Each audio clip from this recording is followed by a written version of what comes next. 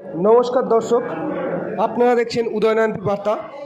দর্শক, আজ উদয়নারায়ণপুরে সারাদিনব্যাপী কর্মসূচিতে ব্যস্ত ছিলেন উলুবেড়িয়া লোকসভার বিজেপি প্রার্থী অরুণ উদয় পাল চৌধুরী মহাশয়। তিনি উদয়নারায়ণপুরের ভবানীপুর বাজারে জনসংযোগ করার সময় তিনি আমাদের জানান যে জয়ের পর তিনি উদয়নারায়ণপুরে রেলপথের ব্যবস্থা করার ব্যাপারে অগ্রণী ভূমিকা নেবেন। এছাড়াও তৃণমূলের প্রার্থীকে তিনি ভোট পাখি বলে আক্রমণ করেন। শুনে নিন তিনি উদয়নারায়ণপুর বার্তাকে ঠিক কি বলেছেন।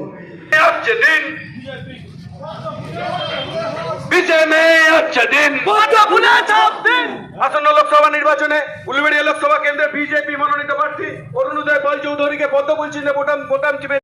আপনি তো পায়ে পায়ে প্রচার করছেন, গোটা এলাকার মানুষের সাড়া কেমন পাচ্ছেন? মানুষের ব্যাপক সাড়া, শুধু না ব্যাপক উদ্দীপনা রয়েছে এবং স্বতঃস্ফূর্তভাবে আমার দিকে হাত বাড়িয়ে দিচ্ছে, দুহাত তুলে আশীর্বাদ করছে। আপনি জয়ের পর কি বার্তা রাখবেন উদয়নারায়ণপুরবাসীর জন্য? দেখুন, প্রথম কাজ হবে উদয়নারায়ণপুর সন্ত্রাসমুক্ত করা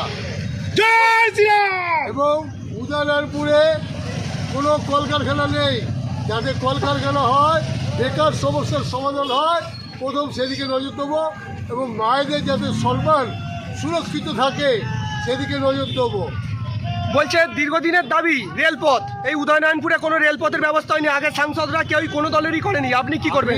শাসক দলের সংসদ হলে আমি পার্লামেন্টে আমি আপিল করতে পারবো যে দীর্ঘদিনের এখানকার মানুষ বঞ্চিত আছে। আজকের সড়ক ব্যবস্থা ঠিক আছে, কিন্তু রেল যোগাযোগ কোনো নেই। আমতা থেকে থেমে গেছে, আমতা থেকে যাতে উদয়নারায়ণপুর হয়ে আরামবাগ এই সড়কের সঙ্গে সঙ্গে যাতে রেল যোগাযোগও শুরু হয়, তার জন্য আমি আগামী দিনে সংসদে তুলব। এলাকাবাসীর অভিযোগ এখানে সাংসদকে দেখা যায় না, ওনাকে দূরবীন দিয়ে খুঁজতে হয়। এ ব্যাপারে কি বলবেন? যিনি এখানের সংসদ দুদু বলেন তাকে পরিযায়ী পাখি আমি আখ্যা দিয়েছি, কারণ নির্বাচন এলে উনি আসেন, জেতার পরে উনি চলে যান।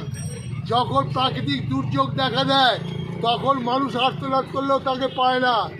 এছাড়া সবচেয়ে বড় বিষয় হচ্ছে দুদুবারের সংসদ এলাকার উন্নয়ন নিয়ে 2 মিনিটও পার্লামেন্টে উনি কথা বলেননি। অর্থাৎ আজকে যে টিভিতে উলুবেড়িয়া ছিল সেই উলুবেড়িয়া সেই জায়গাতেই রয়েছে, কোনো উন্নয়ন হয়নি। অর্থাৎ শাসক দলের যদি সংসদ থাকে তাহলে কিন্তু উন্নয়ন সম্ভব। এবং মানুষ যেভাবে আমাকে আশীর্বাদ করছে, আমি নিশ্চিত এই 24-এর নির্বাচনে 20 তারিখে মানুষ ইভিএমে পদ্ম ফুটিয়ে দেবে উলুবেড়িয়া লোকসভায় এবং 4 তারিখে আমরা বিজয় উৎসব করব।